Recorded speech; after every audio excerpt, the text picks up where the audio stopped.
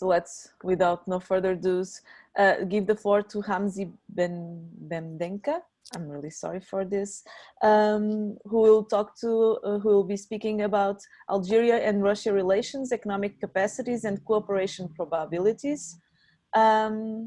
So I don't see the speaker.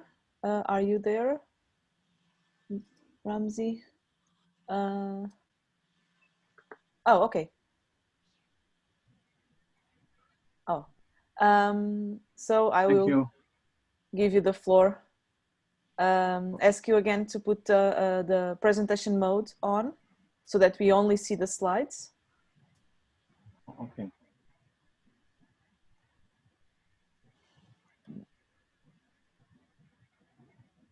Yeah, that's right. Can you see the slide now? Okay. Yeah. Okay. Thank you, Anna. Thank you so much. The floor is yours. Thank you. Yeah, thank you, Anna, and hello, everyone. I'm not sure if I can say good morning or good afternoon or good evening for everyone. It's already 7 p.m. here. So my topic is Algeria and Russia relations, economic capacities, and the cooperation probabilities. The topic is a little bit different from, I mean, the approach and the case is different from what my colleagues are talking concerning the cooperation and strategic partnership like Dr. Ayla. I will start, so this is the organization of the presentation. I will start with asking the questions. Why is it necessary for Algeria and Russia to cooperate? What's the importance of cooperation between both countries at the first place? The second one, what is the potential of cooperation in the light of trans-regionalism? And then the third one, the third question that we want to answer it, what are the probabilities of this cooperation? The probabilities of this cooperation means what's the starting point for both countries to establish cooperation. We need a justification to justify the topic. I prefer general justification and specific justification. Generally speaking, interdependence became a reality in the world in the field of international relations in terms of discussions or in reality. So when we say interdependence means we are talking about a world of blocks, we are talking about a world of several organizations, we are talking about FTAs, we are talking about agreements, bilateral or between the blocks. So it became a reality and therefore can force countries to move toward cooperation. The second point, problems cannot be tackled by any individual nation states, and this is very obvious. And the third one, new regionalism, highlighting especially new regionalism in the end of 80s and the beginning of 90s, new regionalism highlighting new opportunities for many countries. Why? Because before that, we used to discuss cooperation and regionalism among similar countries in terms of power and in terms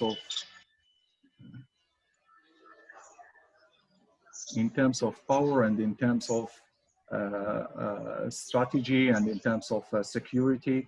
However, after that, during 90s, the things change and we are talking more now about economy, we are talking more about technology transfer, and also we are talking about South-South cooperation more than before. In terms of specific justification, the history of political, strategic, and sorry, can you unmute your mic, please? Yes, I would like to ask all the people attending that should turn off your microphones, please. Yeah, thank you. Thank you. So the history of political, strategic, and military cooperation between Algeria and Russia go back to 1962, means the independence of Algeria, or even before that, during the 50s. But from 1962 to 1980, Algeria spent about 11 billion in armament, and all is from Russia. And for your information, this 11 billion means 100% of armament of Algeria is from Soviet Union at that time. The second point, the armament and the spending of Algeria on armament came with the doctrine and came with the ideology as well. So Algeria during 60s, 70s, and till the 80s adopted the communist doctrine in terms of economy, politics, and strategic as well. The second point is alternative partnership.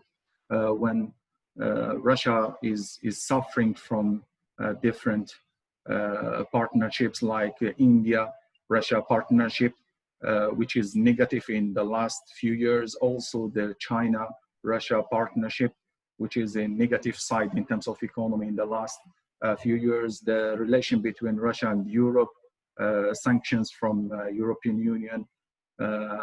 Also Algeria, the same thing, is suffering from partnership with Europe, different levels, different powers. So Algeria also is suffering from this part.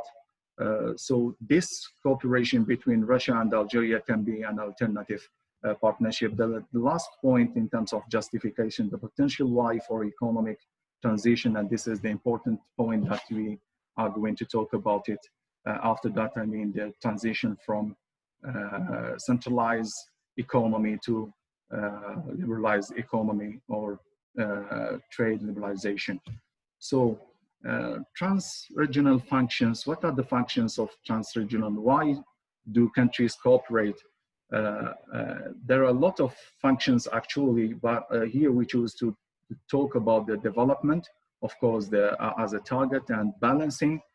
We talk a little bit about it when we talk about the relation between Algeria, the European Union, and Russia and the European Union, for instance. So the balancing means to start from the same level between Algeria and Russia and then move forward to cooperation and partnership with Europe as a second level. And then the third one is agenda setting.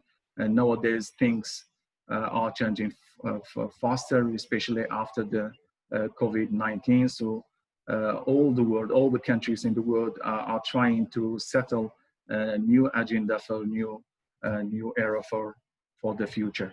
So there is another function or objective of this cooperation, and I think this is the main one and the major one, which is the economic transition.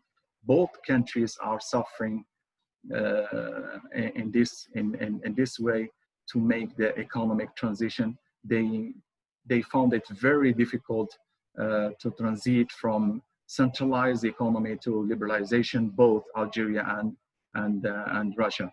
The way of transition from a planned and pre-planned economy where everything belonged to the state to an open market and economic liberalization look the same in both countries, as they still struggling in this matter.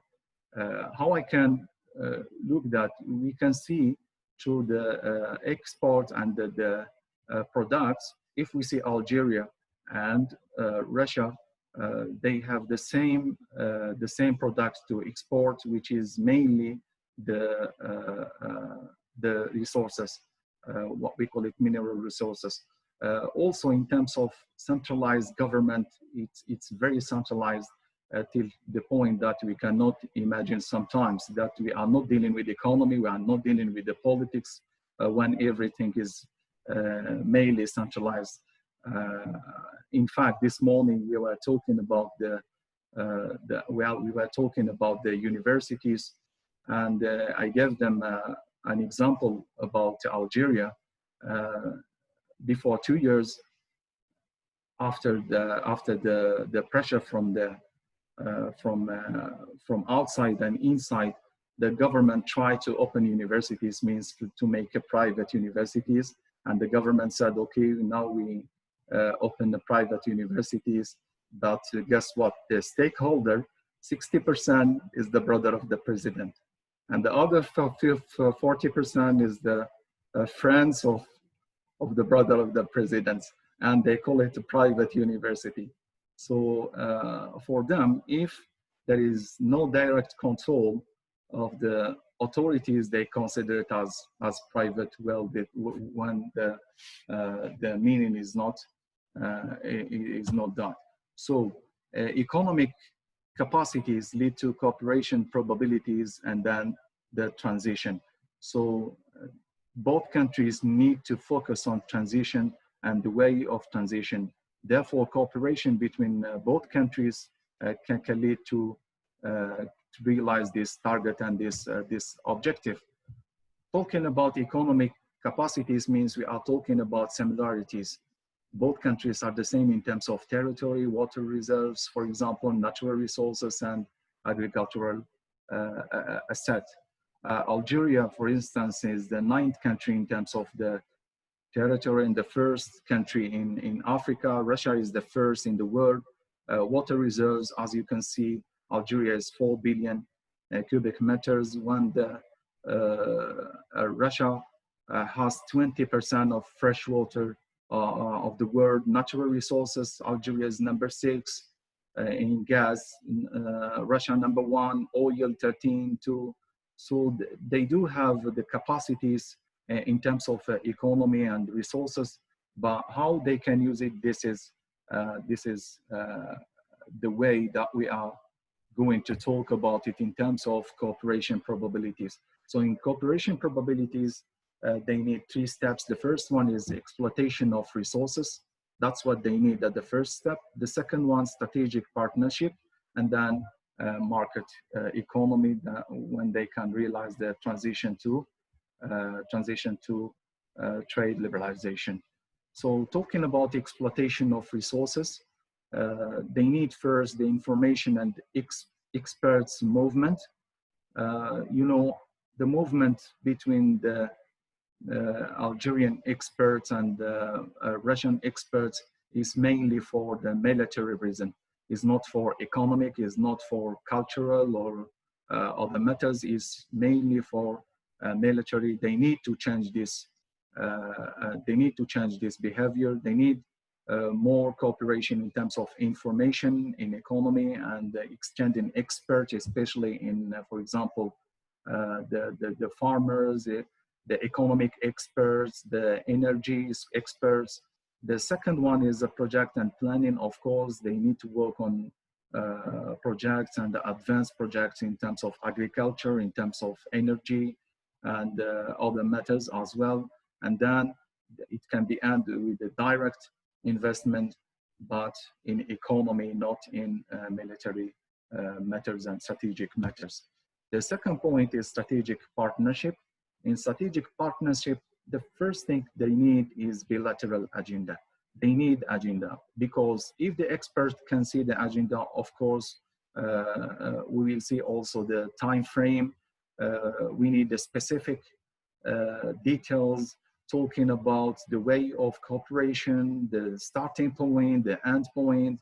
All of that need to be seen when we talk about strategic partnership. Actually, Algeria and Russia had this strategic partnership since 2006, almost 15 years. They met more than 12 times, but always again, they are talking about strategic, what we call it, strategic affairs and the military affairs, not economic affairs. So they need to move toward economy, and we need to see the bilateral agenda first. The second one is coordination of efforts and actions. Again, between organization, they can create organization, institutions. And the third one, which is explore new areas of cooperation, what we call it, the spillover of cooperation from military to economic to cultural to other matters, rather than only what we see today is the stagnation on military cooperation. The market economy before realizing the market economy, both countries need unilateral reform. They need the reform in terms of laws, in terms of regulations, and that's what we call it. Unilateral reform means to be prepared for cooperation and to be open for this cooperation. The second one is private transactions, not government transactions. We still see the government transaction between both countries and not private transactions. And then the last one, agreements, even the FTAs, they still not realizing the FTAs or agreements to realize the market economy, or what we call it, the free trade agreements. In conclusion, I would like to say that cooperation cannot be separated from the economic capacities. When two countries have some similarities in terms of economic capacities, they can use it for cooperation. Of course, on the way of exploiting resources, they need to see the first thing, how they can exploit in the resources, their resources first, and then move into another point and move into another aspects. Bilateral relationship between Algeria and Russia can be a starting point for real transition in both countries. Both countries are looking for transition. They found it very difficult to do that separately, so they can cooperate in order to realize the transition in both countries. Thank you from my part, and I'm here to answer any questions. Okay, thank you so much, Ramzi, for keeping strictly to the timing of the 15 minutes. That's great. It's great to have this time within the timing, within the schedule we have. So again, with no further ado, and thanking you also for being here, Brindusa, Nicoleta, Pincu. I'm sorry, from Romania. Brindusa, yes. Brindusa, okay. Thank you also for being here. You will talk to us. Thank you for having me. Yeah, you'll talk to us about the effectiveness of the regional economic integration process and assessment of the Commonwealth of Independent States model. So again, with no further ado, I'll give you the floor. Thank you for being here and ask you for keeping with the 15 minutes timing, please. Okay, thank you so much. I shall do my best. Okay. Okay, let me see the presentation. So please confirm when you are seeing my screen. Okay, we do see it. I would ask you also, like did the other participants, to put on the presentation mode so that we only see okay, that's perfect. For me, it's perfect. Okay. Go ahead. So good day to you all. Today I'm going to be talking about the topic of the Commonwealth of Independent States. I'm going to give you the gist of it, this regional integration economic model. And without further ado, let's start. So I would like to start by highlighting the main forms of regional integration processes in the post-Soviet era. Afterwards, I will be saying a few words about the Commonwealth of Independent States and pointing a few aspects of the free trade area of the Commonwealth of Independent States. And then we shall see some graphs highlighting the GDP, the foreign direct investments, the CPI, the trade balance, and Human Development Index for these countries. And towards the end, we will draw some conclusions. So as you can see on this pictogram, the main forms of regional integration processes in the post-Soviet space are the Commonwealth of Independent States, the Collective Security Treaty Organization. We have here the Eurasian Economic Union, the latest integration process, which is led by Russia, the free trade area of the Commonwealth of Independent States, and some organizations that are trying not to get so much influence from Russia, mainly GUAM, the Organization for Development and Democracy and Economic Development, the Baltic Assembly, and the Community for Democracy and Rights of Nations. The Commonwealth of Independent States has come into being on December 8th, 1991, almost immediately after the dissolution of the Soviet Union, and the founding members were Russia, Belarus, and Ukraine. Shortly after, the Alma Ata Protocol was signed, and other former Soviet republics has adhered to this this new form of strengthening the cooperation on a economic and political level. The latest development of this organization came in 2011, where when a new free trade area agreement was signed as a counterbalance to the influence of the European Union through the Eastern Partnership and European Neighborhood Policy in the area. The free trade area comprising the Commonwealth of Independent States is governed by the WTO regulations, and its main signatories are Armenia, Belarus, Kazakhstan, Kyrgyzstan, Moldova, Russia, Ukraine, and Uzbekistan.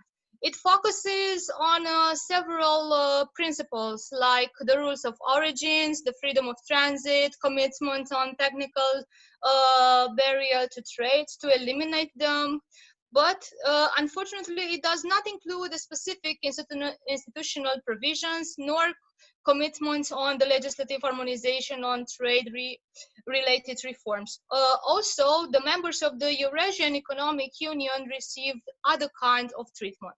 Although it is focused on the liberalization of the transit for goods, it has no coverage regarding the services. As it comes to the macroeconomic indicators, as you can see here on the graph, in terms of the gross domestic product, when we're talking about the growth rate, we can observe that the tendencies are almost the same for every country, with a small exception for Azerbaijan. You can see it here highlighted in this shade of pink. This is happening because Azerbaijan is trying to distance itself from a Russia-led economic policy, and it tries to form its own way in this this new economic era of trade agreements. So it does not want to anger Russia, so to speak, but it doesn't want to form a very close relationship to the European Union. Although Azerbaijan, for example, is part of the Eastern Partnership, a policy led by the EU towards the Eastern states, it hasn't signed an agreement as close as, for example, Moldova, Ukraine, or Georgia had signed. Of course, I'm talking about the deep and comprehensive free trade area. We don't have this with Azerbaijan. Regarding the consumer prices index, as you can see on the graph here, we don't have such large discrepancies between the states that are forming the Commonwealth of Independent States. We observed here, starting with 1993, decrease, and afterwards, starting with 2000-2001, a stabilization of the consumer prices index.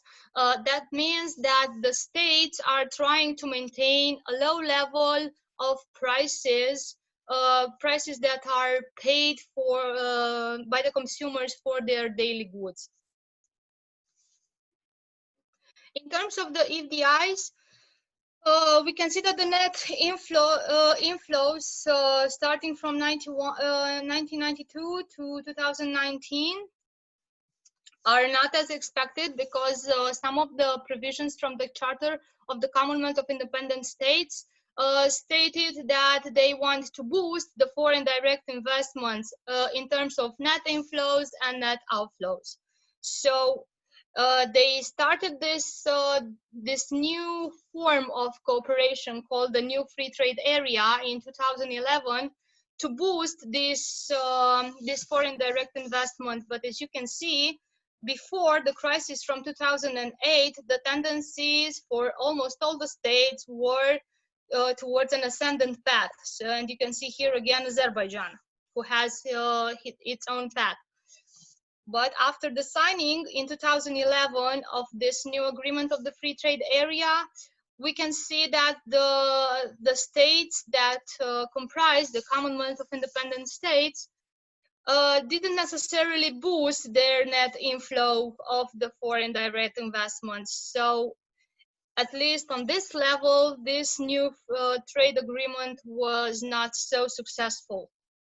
And we can see it again here when we are comparing the net outflows. So again, the only state that we can see clear a distance, a barrier if you want, between it and the other countries is again Azerbaijan.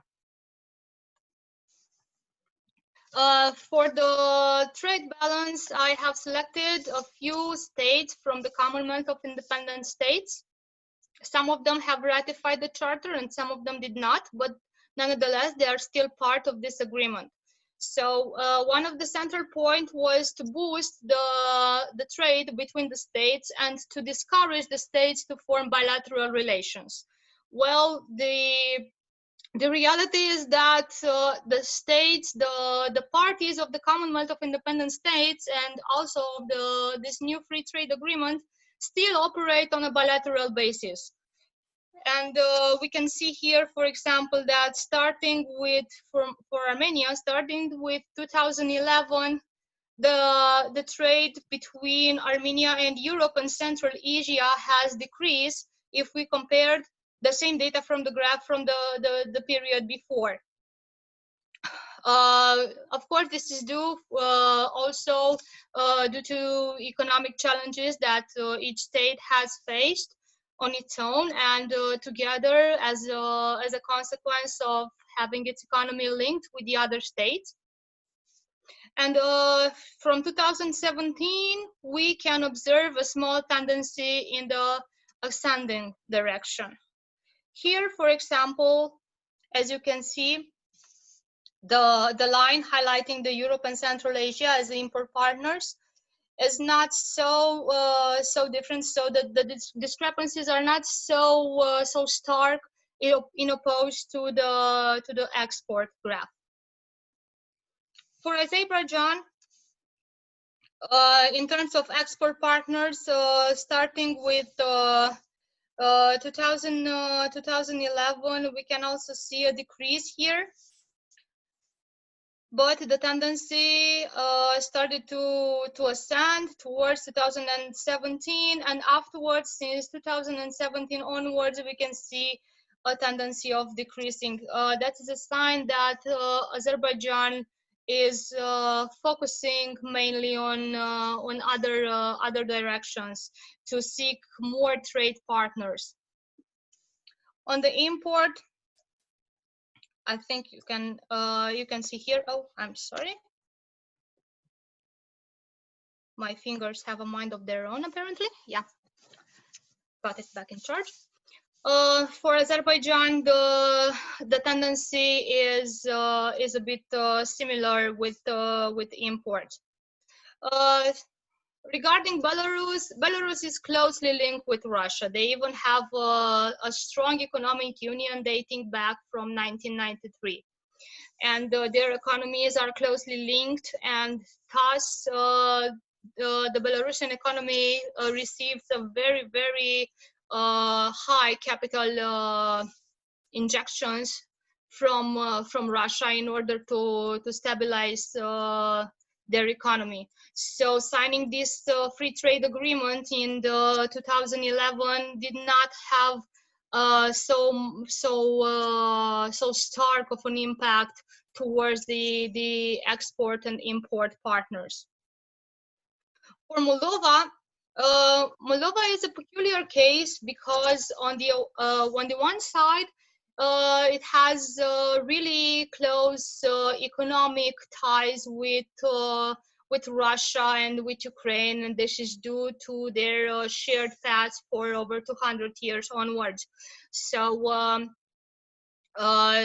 this country also receives a lot of support from Russia via various channels. One of them is the workers from Moldova, which work in the Russian Federation and send back home large quantities, large amounts of capital that is infused automatically in the local economy.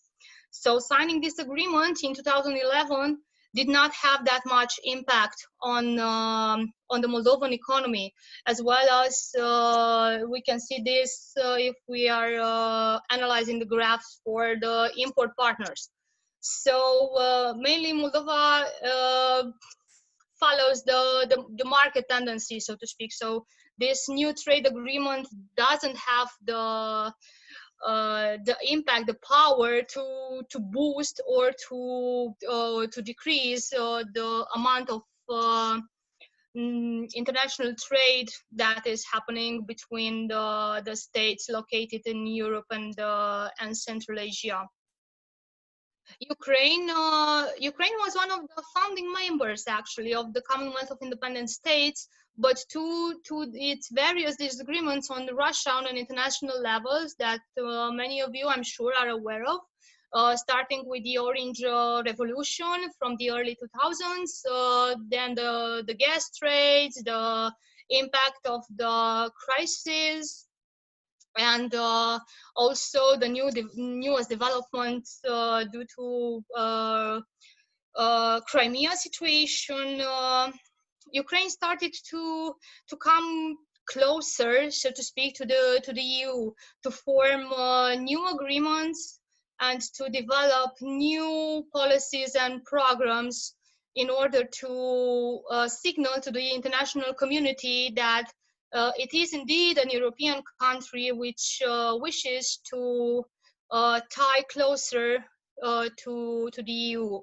So although Ukraine currently is not a member of the Commonwealth of Independent States and did not ratify the charter back in 1993, today it participates in this free trade area agreement with a lot of limitations and with a lot of derogations.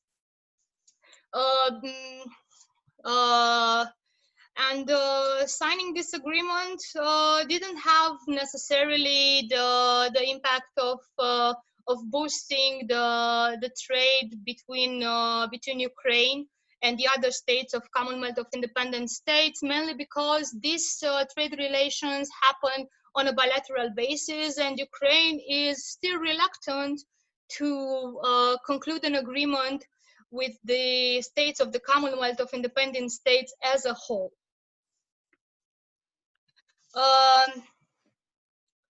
In regarding of the Human Development Index evolution, you can see here on the graph that for all the countries which are part of and are linked with the Commonwealth of Independent States, we have a tendency towards an ascending curve. That means that we from 1990 till 2018-2019, we can observe that the welfare of the population has increased over the years. So they are more developed. Their needs are met more frequently and better, as in regards to the early 19s when the Soviet Union dissolved, collapsed. Here you can see another representation of the Human Development Index evolution from the 90s to the 2008. And here you can see the ranking as of 2018. The data is not available for 2019 yet. It's a top of the most developed countries calculated by the Human Development Index. And as you can see, the sole country which has a slightly better position than the others is the Russian Federation on the 49th place, followed by Belarus.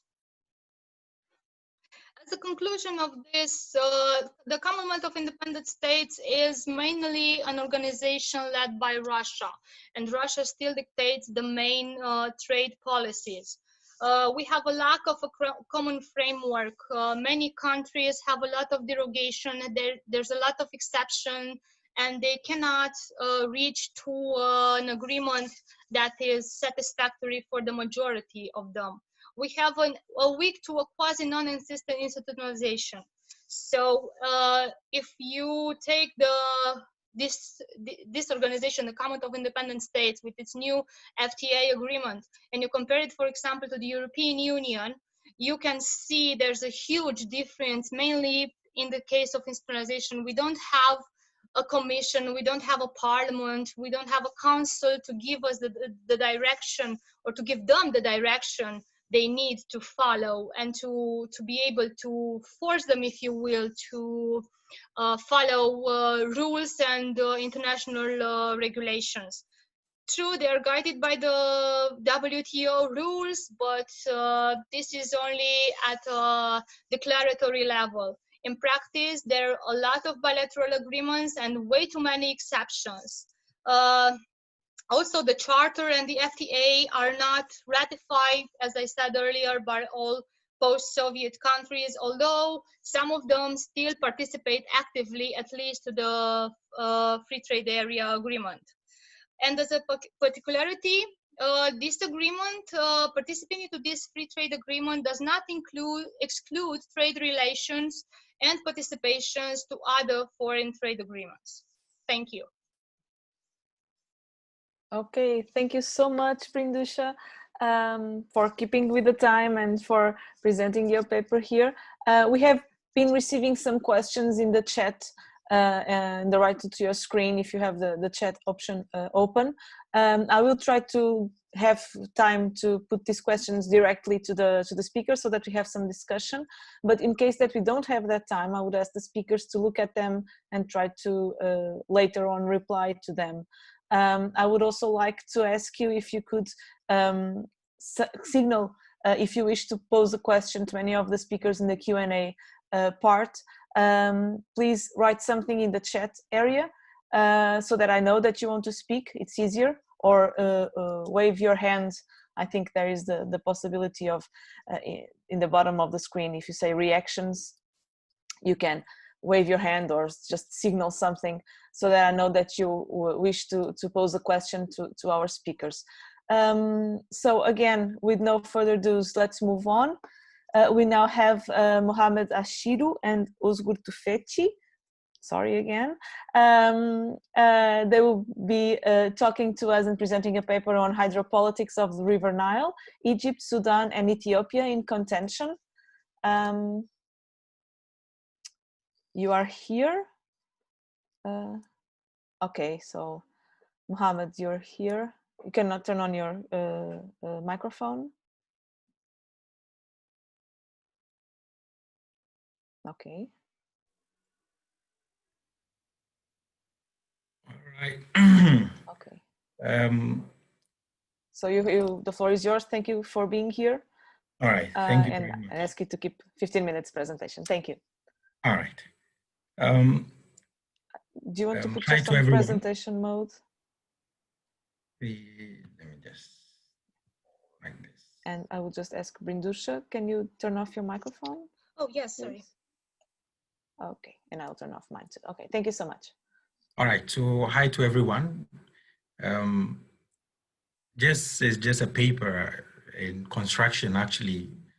We just trying to put together some points to bring together a very good paper for publication. So the topic of the paper is hydropolitics of River Nile, Egypt, Sudan, and Ethiopia in contention. And that is to say, hydropolitics in the Horn of Africa is becoming very serious nowadays, and we are going to talk about it. And the background of the study is that we all know how River Nile is very important in the region, and River Nile is unarguably the largest international river system in the world, and it composes of two phases, that's the White Nile and the Blue Nile.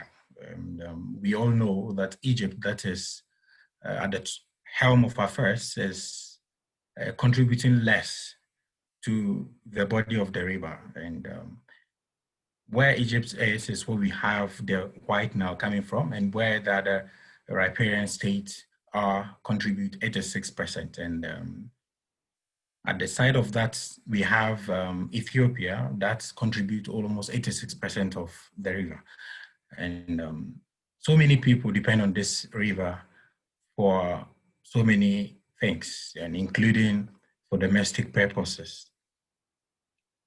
So this is it, and this is how the map looks like, and we can find where Egypt is, and this is Ethiopia, this is Sudan, and the nexus is just among Egypt, Ethiopia, and Sudan, like you can see. All right, so the Nile is the mainstay and the basis of existence of Egypt. That is why renowned Greek historian Herodotus wrote, Egypt is the gift of the Nile. And besides that, we all know in our history classes in our high schools that Egypt is Nile and Nile is Egypt. We've been told that, and that is how crucial the river has been to the economic and political development of Egypt. So what is the problem? And we all know that even before 1929, there was a treaty, but the 1921-91 seems to be a bit more important. And we come to somewhere around 1959, and all those treaties saw Egypt taking much advantage over any other country. And Egypt has always boasted of how it is going to fight with its own blood when the Nile is touched, and we all know why. Because without River Nile, Egypt is nothing. So a country that is threatened because of lack of water is capable of anything, and Egypt has always threatened something like that. So in all those agreements, like you can see in the slides, there is nowhere other countries were given that kind of benefits. Ethiopia, for instance, has always tried to do something on the river, that is on the part of the Blue Nile, but they were stopped, they were blockaded by activities of Egypt, either directly or indirectly. And here comes in 2011, when Ethiopia started to build its own, what we call the Great Ethiopian Renaissance Dam. And this dam is going to be a game changer to the Ethiopian economy, and is going to take so many people from poverty. And Ethiopia is giving it all in all to make sure this thing is actualized.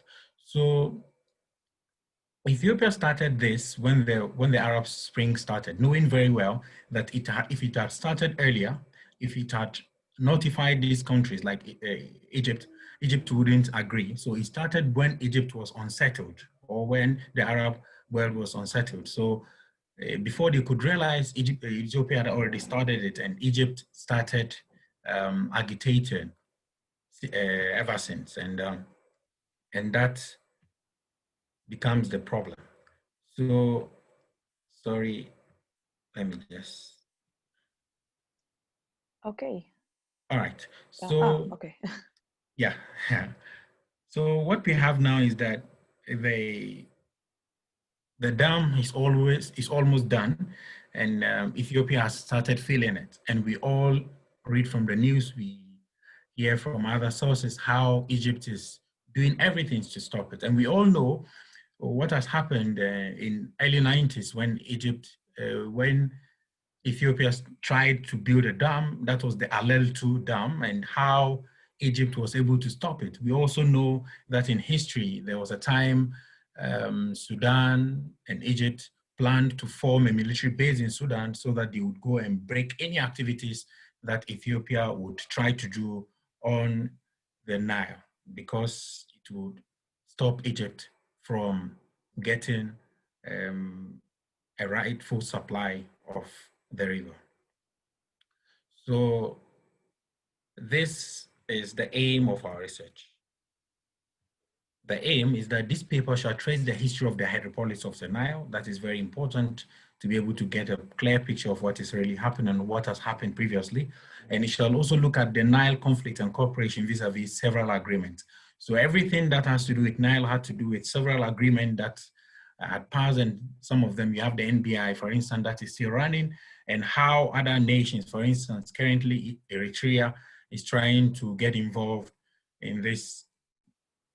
And it wants to it won't be part of the riparian states, that is part of the agreement. And it will form the 10th nation that will join the agreement. And we also look at the pros and cons of the contraction of the GERD to the political and economic development of the region. So the GERD is now in question. It is now bringing all the fracas that we are reading in the news and how it is going to shape the regional politics. And it is already doing that. We all saw what America did recently when it stopped Ethiopia, or when it announced it was not going to give Ethiopia some amount of aid, owing to the fact that Ethiopia wouldn't stop filling the dam against the order of US and other stakeholders. So it should also look to you should also seek to look at the international ramification and the spillover effect of the conflict on neighboring and friend countries. So we all know this kind of ally system and the friends of nations, and how it is going to change the policies of the region when an agreement is not reached. And very important here, it's the fact that everyone is trying to bring the kind of cooperation that the river can bring instead of conflict, but issues keep on escalating, and we are seeing some tendencies of violence in the near future. No one wishes that violence are used, but then even if violence are not used, we all saw how it's going to impact on trade and other political activities in the region and even beyond. So our aim is to just look into all those things and see how, in case of any disagreement, how things are going to span in the region. So the theoretical framework, and so in theory, we would go to look at how Egypt stands in the region as the power. We all know this issue of balance of power, and how the rising nation would be stopped when the regional power is feeling it is going to be a problem. So we all see that if this dam is done, of course, Ethiopia is going to be a power to reckon with in the region. So that one, of course, wouldn't be a very good news for the Egyptian power, and it is going to bring a problem. So Egypt is doing all it can to stop everything that will just take it from its position as a regional power. So, and this explains, and the classical realisms explain this kind of phenomenon. Because of lack of time, I wouldn't want to delve much into the theoretical framework. So let's go to the next slide. Now, so the research questions. And the first question we ask, or the research is going to answer, is that will the rising ceaseless tension among Egypt, Sudan, and Ethiopia culminate to violent conflict? And so, against a hypothesis that I've not included in this slide, is that there is that kind of tendency that this tension is going to be violent, because Ethiopia is relentless in its efforts to fill the dam, and Egypt is also relentless on its position that anything that is going to happen to the Nile and would affect their supply of the Nile River would cost them everything, including a military intervention. So what are the consequences of the Ethiopian dam on the relationship of neighboring states? So we're going to answer that. This is going to mar the relationship. We know the position of Sudan. In this case, Sudan has not been mentioned much because Sudan stands between the two. Sudan stands to benefit from the activities of Egypt, activities of Ethiopia, because it's going to get free or cheap electricity. And though it is worried because it's had a very good relationship all this while with Egypt. So it's going to, Egypt even currently, Sudan had currently said that it's against the fact that Ethiopia is filling the dam against the agreement. So that essentially in the region have spillover effect on political relations of other concerned states. Of course it has. Any other state that joins and takes sides is going to be a kind of an ally. We all mentioned, we already mentioned the position of the US and how it is trying to stop some kind of aid to the Ethiopian state. So is cooperation still viable in the wake of states' rejection of agreements? And that is quite bleak, that we will have a cooperation very soon. Even if we have a cooperation phenomenon, we all don't know what will really happen, but it is quite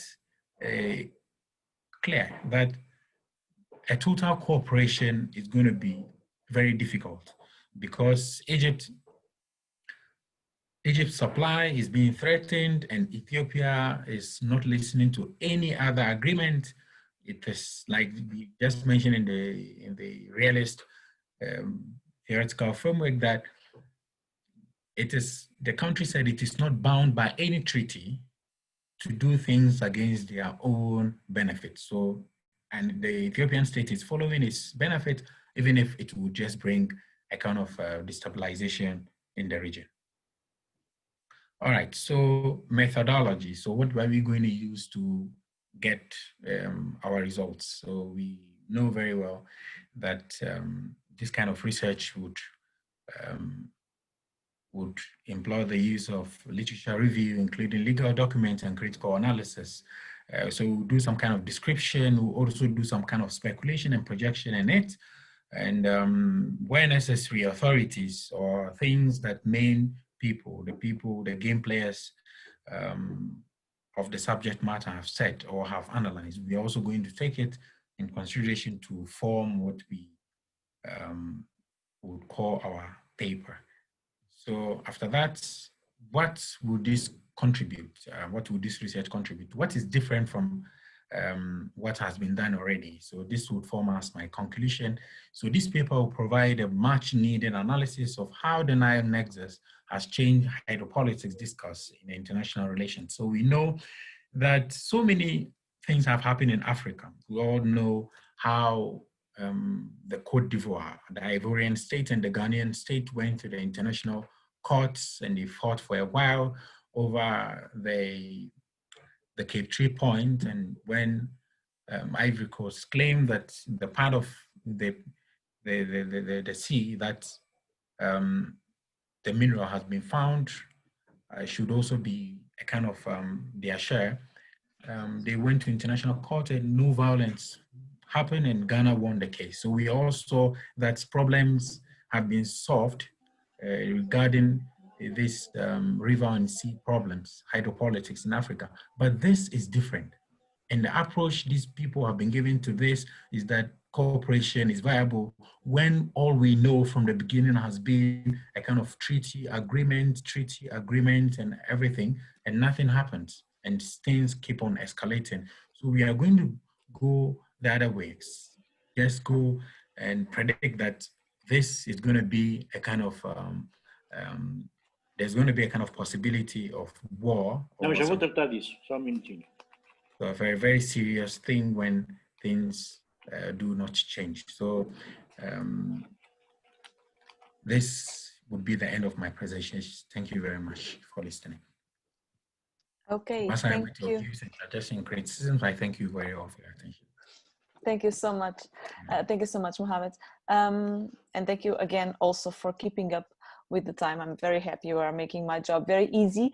So this is good. With no further ado, and so that we have some time for Q&A, I will give the floor to Sonia.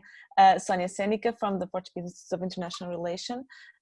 She'll be talking to us on has Putin's Russia become predictable? So let's move a little bit eastwards. And Sonia, thank you so much for being there. The floor is yours. Thank you. Okay. I'm trying to share. Thank you so much. Everybody, Perfect. they can see it, the PPT presentation? Yes. Is it okay? Yes. Thank you. So I would like to start saying thank you to the organization committee for this wonderful event and for this opportunity. Of course, also to the chair, Professor Monica Fonseca, and all the panelists and all the presents here. Thank you so much. The communication that I bring to you today is to propose a reflection about the latest trends of Russian policy, having as a starting point the predictability of Russia nowadays, and why the tension in the relationship, especially with the West, seems so difficult to overcome. Having in mind Slobodichkov formulation of 2014, building a hegemonic order Russia's way, order, stability, and predictability in the post-Soviet space, I propose to focus on the predictability concept on the three levels of analysis. Domestic, meaning political leadership, society, and normative framework. Regional, also power projection, interests and relations with close neighbors. And international, again, power projection, and especially relations with the West and China. With a brief also overview of the major Russian policy trends since 2000 and the recent presentation of Macron's doctrine is a possibility of approach of a European approach. So according to Slobodichkov formulation, after the collapse of the Soviet Union and the 19th decade of some crossroads, Russia intended to develop a security architecture that provides order, stability, and predictability in the post-Soviet state by establishing a normative system by bilateral and multilateral treaties, creating the rules of the order according to its focus and concern.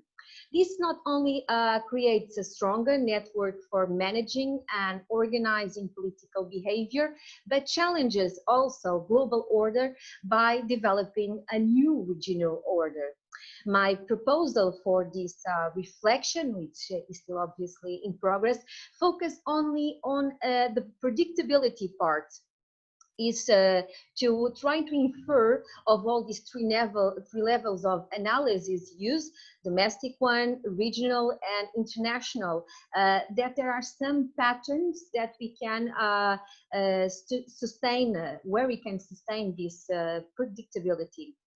In the domestic level, we have a centralized and vertical power of Russian leadership with a weak political opposition and a path moving towards a more conservative and religious society, especially since the recent constitutional reform package, and in the years we are celebrating the 20 years in power of President Putin.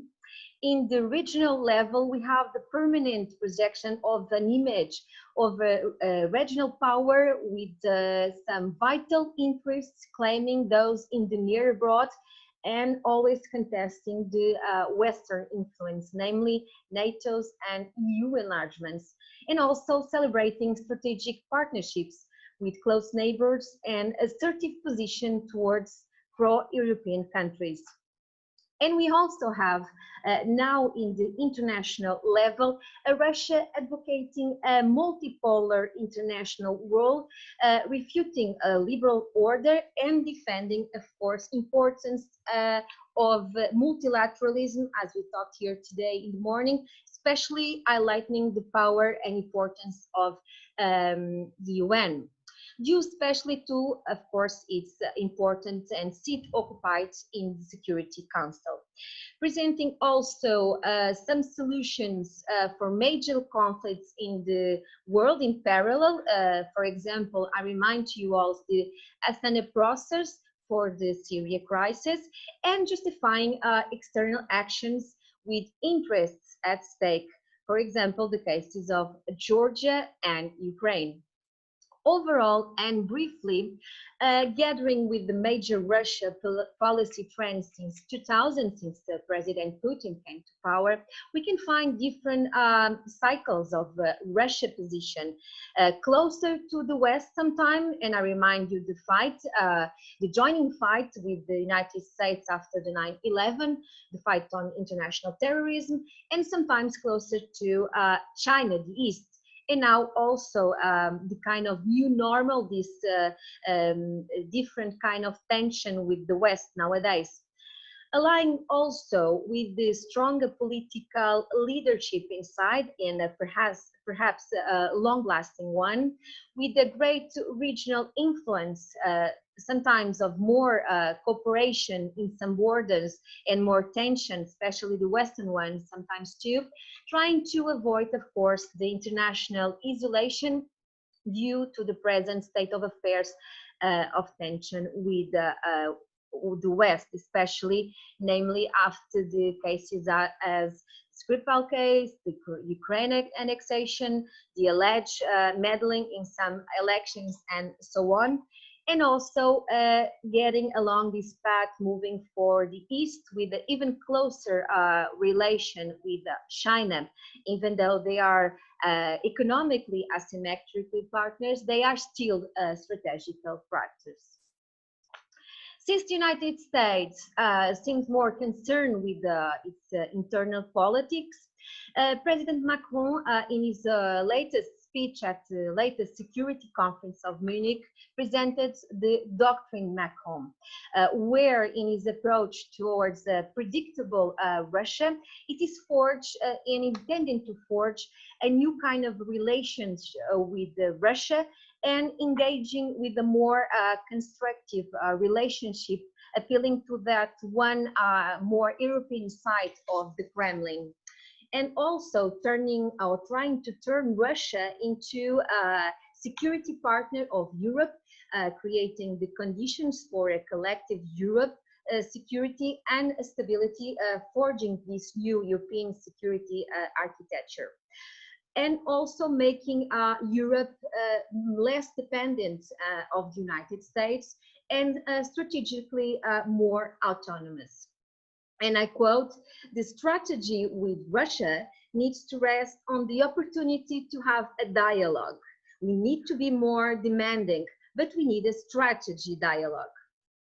This proposal has found some criticism, of course, but since Russia's relationship with the West seems to be at its worst time ever, with a lot of mistrust and accusations for both sides, and being Russia an important part of course, the international community, the present state of affairs needs to find common ground in order to achieve a conciliated world. So it seems that someone needs to take the first step. And if I may, trying to quote this morning keynote speech of Professor Sakwe, perhaps the old and good-fashioned diplomacy is the solution. Thank you so much. Okay, thank you so much, Sonia, also for keeping up with the timing, which is perfect. So we have a set of papers here that have brought us different perspectives on this region, a bigger focus on Turkey, but also on Russia and Central Asian, Central Asian countries. I do have at least for now 2 questions. Andrew Leung, I'm sorry, you were the first one to try to pose a question. Can you hear me? Yes, I would ask you to be very concise, okay? Yes. Very quick. Can you hear me? Yes. Yes, okay. My question is addressed to the first speaker on Turkey. Now, as the, to what extent would the geopolitics in Central Asia be affected by the changing dynamics in the Middle East? Because the United States is trying to isolate Iran and is changing the geopolitics in the Middle East. So my question is that to what extent Turkey is responding to these implications of the changing dynamics in the Middle East as they affect Turkey's strategy. So what's Turkey's strategy to this challenge? Okay, for what I've understood, you've directed your question to the Ayla Gol. Yes, she has just told me previously that she has some problem with her internet connection, but she's willing. I can give you privately. I can give you her email contacts if you want to discuss this directly with her. Well, in which case I better ask the question of the last speaker then on Russia. Okay. Yes. Well, thank you for highlighting this predictability. My question to you is that to what extent Russia would be able to respond to to certain countries in Europe who are very worried about the possibility of Russian expansion. For example, recovering some of its past influence. I'm talking about countries like Poland and, of course, the Baltic states, and they are turning towards the United States. And, of course, the United States is trying to leverage this to push back against Russia. So what would Russia's strategy be in that context? And how does this predictability doctrine apply in this kind of scenario? Thank you. Can I answer? No, Okay. if you don't mind, I would just ask Andrew Kiniakin, who has also put some questions here on the chat regarding Brindusa's presentation. Andre, are you there? Andre Kiniakin? Yeah. Oh, Yes. Andre, not Andrew. Andre, Okay. sorry. Sorry. I don't think he's here yet. So, well, basically he asked what if you consider that the community of independent states is already something like of a moribund integration, regional organization in terms of economic, but also in terms of importance in the region as such, as an organization. So I would give the floor to Brindusa and Sonia for answering these two questions, and then I would open up if there are any more questions. Thank you. So Brindusa. Okay, thank you very much. Certainly, the Commonwealth of Independent States didn't start up as a strong regional integration project. So they had a lot of problems since the beginning. There were a lot of exceptions. The framework were not established as it should be. So this is a desperate attempt of Russia, if you will, to keep its influence over the former Soviet republics.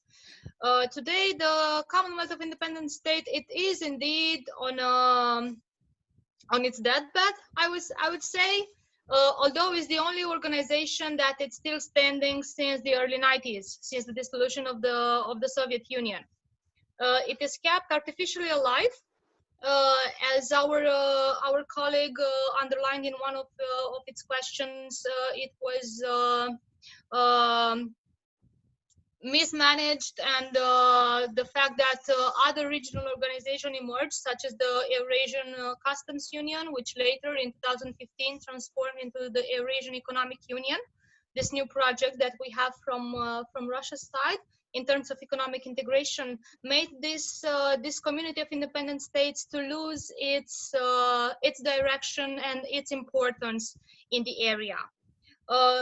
Sure, this organization as a whole, with its new free trade area agreement, which is in force since 2011 for some countries and since 2012 for the others, made it look weak, made it look as a desperate attempt to come together into forming a sole economic voice, so to speak, for the former Soviet republics. So to answer Andrei's questions, yes, I think this organization possibly is living its last days. I don't see any possibilities to revive it or to make it important on the international economic arena. We don't have plans for a customs union or for a common economic space, although in the past such talks were advanced. But now in the area, the main focus is the Eurasian Economic Union, led by Russia. And this new organization is trying to cooperate to catch all the former Soviet entities, and to bring it once again under the Russian influence, to keep them, not them per se, but to keep actually the European Union to have a strong foot in the eastern neighborhood. Because the European Union in the latest years, through the Eastern Partnership and through the deep free trade area agreements, tried to pursue this former Soviet states to come to closer ties to the EU, to broaden their interests and their visions, to embrace the European values which are championed by the European Union, with promises from economic trade agreements, from liberalization, to better cooperation, especially in the fields of research and innovation and academia. Okay, thank you. Now, Sonia, could you? Thank you so much, and thank you so much for your question. It's a very good and pertinent question. From my point of view, I think that we have to cope here with three kind of sensibilities or dimensions, if you want. The first is the Russia perspective. As Professor Sako told us this morning, the problem is that in the 90s or after the 90s, Russia came with a misperception towards the West, especially after this kind of mistrust, and didn't want to give up, as Professor Sako told us this morning, that, and I think he's right, didn't want to give up from his interest, his influence in the post-Soviet space. So that's the first dimension we have to take account in your question. The second one is the European one, or if you want, the European Union one, which means that European Union seems like global actor, but nowadays facing major cycles of crisis. As you know, it was the financial crisis, the migration crisis, the Brexit crisis, and always lacking some kind of common ground voice to cope with all the different challenges, namely his relationship with the close neighbor Russia. So I guess that from the bilateral point of view of some countries, European countries, it is normal, and when you're close border with Russia, it is normal to be concerned. But on the other hand, as I told you, the Russian point of stage of affairs is predictable. It's going to continue for at least a couple of more decades, I guess, and I believe that's why I propose this reflection today. So in that case, I think it's perhaps the European side that needs to change and try to come up with a kind of approach, a new approach to this possible future of relationship. Thank you. Okay, thank you so much, Sonia. We are on top of our final moment. We have to end this session here. I really want to thank all the speakers and all the participants who are here watching and discussing these topics with us. Thank you so much for being here. I remind you that you have a whole 2 other days in full speed to attend the IEPAS conference. Once again, thank you all to the organizers, to the speakers, and I wish you all to keep safe, keep in good health, and let's keep in touch. And you all keep in touch. This personal part of conferences and the personal networking part, it's lacking here, but please keep in touch with each other. Don't hesitate to contact each other if you have further questions, and discuss these topics directly between the speakers and the participants. Thank you so much to you all. Thank you, Luis, for having me here, and Dag Haman also. Thank you so much. Bye-bye. See you next time. Thank you. Thank you. Goodbye. Bye-bye.